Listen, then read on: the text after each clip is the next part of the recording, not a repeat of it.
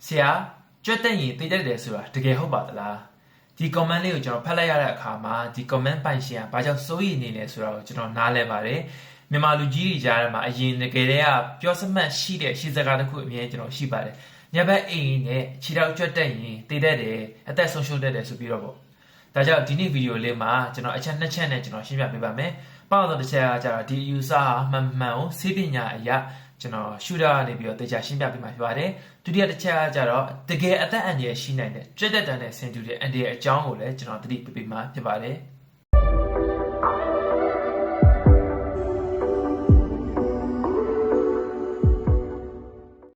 ်ပထမဆုံးအနေနဲ့တူတူနဲ့လူရင်းနဲ့အဖြစ်ပေးပါမယ်ညဘက်အိမ်ရင်ရိုးရိုးခြေထောက်ကြက်တက်တာဟာအသက်အန္တရာယ်လုံးဝမရှိပါဘူးကြွက်တက်တယ်ဆိုတာကတကယ်တော့ကျွန်တော်တို့ရဲ့ကြွက်သားကရုတ်တရက်ကျုပ်ပြီးတော့တင်းသွားတာမျိုးပါတရေပြီးတော့အတင်းဆွဲဆန့်လိုက်လို့မျိုးပေါ့နော်ဒါကြောင့်ကြွက်သားကမာခဲသွားပြီးတော့ခဏတာအရမ်းနာကျင်ရတာဖြစ်ပါတယ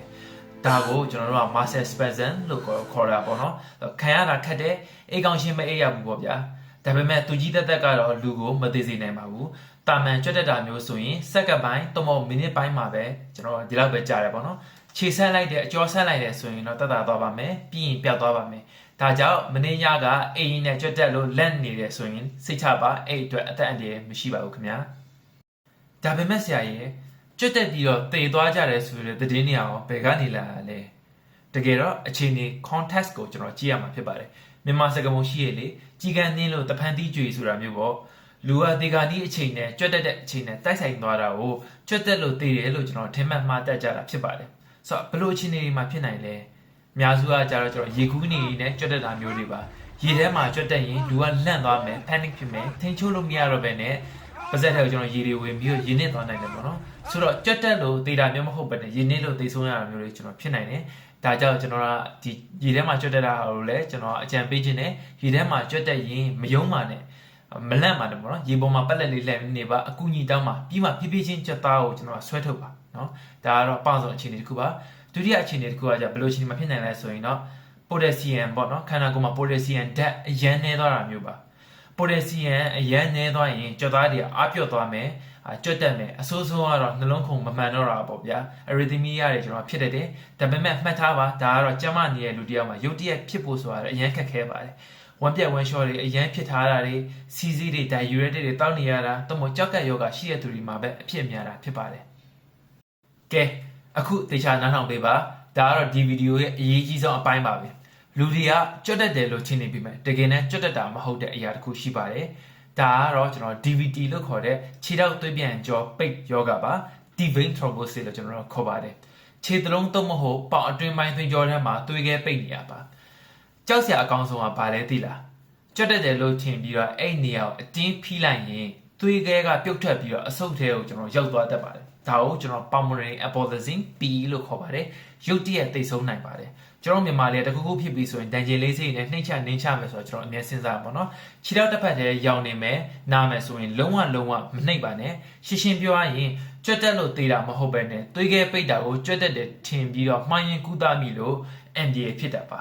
ါဘသူတွေပိုသိထားရမလဲခီဝေးသွားတဲ့သူတွေကားစီးတာလေရင်စီးတာကြားတဲ့သူတွေတော့မဖျားနာလို့တော့မခွဲစိတ်ထားလို့အိယာထဲမှာအကြာကြီးလှဲနေရတဲ့သူတွေကိုဝန်ဆောင်တယ်တွေနဲ့မိဘဗီဇအမျိုးသမီးတွေဆေးလေးတောက်တဲ့သူတွေတားစီ oreganostatic တွေသုံးသက်တဲ့သူတချို့တွေပေါ့နော်ဒီလိုမျိုးတွေမှာကျွန်တော်ဖြစ်ပတ်တယ်ဥပမာမြန်မာပြည်မှာဆိုရင်နယ်ဝေးကားစီးတာမျိုးပေါ့နော်ဆန်နိုင်တော့ကျွန်တော်ကားစီးပြီးပြန်ရောက်မှခြေထောက်တစ်ဖက်တည်းနာနေတယ်ဆိုရင်ရိုးကြွက်တက်တာပဲလို့မပေါ်ဆလိုက်ပါနဲ့ဒါဆိုရင်ရိုးကြွက်တက်တာနဲ့ DVD သွေးခဲပိတ်တာနဲ့ကျွန်တော်ဘယ်လိုခွဲမလဲပုံမှန်ခြေလုံးကြွက်တက်တဲ့အခါမှာရုတ်တရက်ထိုးပြီးတော့ကျွန်တော်နာမယ်ကြွက်သားကြီးကကျွန်တော်အလုံးလိုက်ကြီးကိုမာခဲနေပြီးတော့စမ်းမိမှာပေါ့ဗျာဒါပေမဲ့အကျော်ဆိုင်တဲ့အခါမှာတက်တာသွားတာမျိုးကြုံရမယ်မိနစ်ပိုင်းတွင်းနဲ့ကျွန်တော်ပျောက်သွားမယ်ပေါ့ဗျာခြေထောက်ရရမ်းတာမျိုးတွေတိတ်မရှိဘူးဒါပေမဲ့သွေးခဲပေးတာကြောင့်ကျွန်တော် DVD ဖြစ်တဲ့အခါမှာကျတော့ခြေထောက်ကတစ်ဖက်တက်ပေါ့နော်နှစ်ဖက်မှာရှိတဲ့တစ်ဖက်တက်ကကျွန်တော်နာနေမယ်ခြေသလုံးကလည်းအဖြစ်များတယ်နာတဲ့ခြေထောက်ကနောက်တစ်ဖက်နဲ့ဆိုင်ပို့ပြီးရောင်ရမ်းနေရမျိုးတွေရေပြားကညီနေမယ်လက်လေးနဲ့ဆန်းနေရင်တော့ပူနွေးနေရမျိုးတွေဖြစ်မယ်ပေါ့နော်ဆိုတော့နားနေရင်လည်းကိုက်နေမယ်ဗျာခြေသလုံးကိုလည်းညှစ်ကြည့်လည်းနာမယ်ပေါ့ဗျာဆိုတော့ဒါကကြတော့သွေးခဲပိတ်လို့ခြေသလုံးတစ်ဖက်တည်းကရောင်ရမ်းပြီးတော့နီမယ်ပူမယ်မပြောက်ဘူးဆိုရင်တော့ဒါက DVD ကြောက်ဖြစ်တာပါအရေးကြီးဆုံးသတိပေးချင်တာကကြတော့ခြေထောက်နာနေရအပြင်မောလာမယ်ရင်ဘတ်အောက်မယ်သွေးပေါအောင်ချောင်းဆုပ်မယ်ဆိုရင်တော့ ဒါဟာအဆုတ်တွေကိုခုနသွေးစားကရောက်သွားပြီးတော့ပေါ့နော် pulmonary embolism ဖြစ်တာဖြစ်ပါတယ်အရေးပေါ်ဆေးရုံရှင်းသွားရမှာဖြစ်ပါတယ်အဆုတ်ကသွေးကြောကျွန်တော်ပိတ်သွားတာဖြစ်ပါတယ်ပေါ့နော်ပြုတ်ထွက်ပြီးတော့ပေါ့ခြေလုံးမှာရှိတဲ့သွေးခဲလေးကပြုတ်ထွက်ပြီးတော့ကျွန်တော်ညှစ်လိုက်လို့ပေါ့နော်လွတ်ထွက်ပြီးတော့အဆုတ်ထဲကိုရောက်သွားတာဖြစ်ပါတယ်ဒါအရန်အရေးပေါ်ဖြစ်ပါတယ်အသက်အန္တရာယ်ရှိပါတယ်မပေါ့ဆပါနဲ့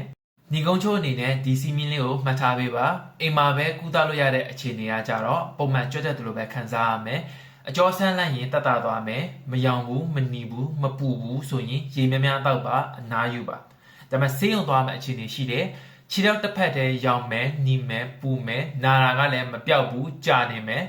အထူးသဖြင့်ခီးဝေးသွားပြီးကစားတော့မို့အဲ့ရထဲမှာကြာကြာလှည့်ထားရတဲ့သူတွေမှာဖြစ်တယ်ဆိုရင်သိထားမှာဖြစ်ပါတယ်နောက်တစ်ခုကကြအသက်အန္တရာယ် emergency ရှိတဲ့အရာပါခြေထောက်နာတာအပြင်ရုတ်တရက်မောမယ်ရင်ဘတ်အောက်မှာတတိလင့်လို့ဖြစ်မယ်ဆိုရင်တော့ဒါဟာအရေးပေါ်ဖြစ်ရမှာဖြစ်ပါတယ်အဖြေကတော့ရိုးရိုးကြွတ်တက်တာကတင့်ကုန်မသေးစေနိုင်ပါဘူးဒါပေမဲ့ကြွတ်တက်တာနဲ့တပုံစံနဲ့တူတဲ့ DVD ကကြတော့အသက်အန္တရာယ်ရှိပါတယ်ဒီဗီဒီယိုသုတကလူတစ်ယောက်ရဲ့အသက်ကိုကယ်နိုင်ပါတယ်ဒီဗီဒီယိုလေးကိုမိတ်ဆွေတွေစီကိုလက်စစ်ကမ်းမျှဝေပေးလိုက်ပါအောင်เนาะဆိုတော့ဒီကျမ်းမိုင်နဲ့ပတ်သက်တဲ့မိကုန်းလေးရှိရင်လည်း comment မှာမေးခဲ့နိုင်ပါတယ်ဒီဗီဒီယိုလေးကိုဝေမျှပေးပါ subscribe လုပ်ပေးပါနောက်ဗီဒီယိုမှာပဲကျွန်တော်တွေ့ပါမယ်ကျွန်တော်နာမည်ကတော့ယူမောင်ပါ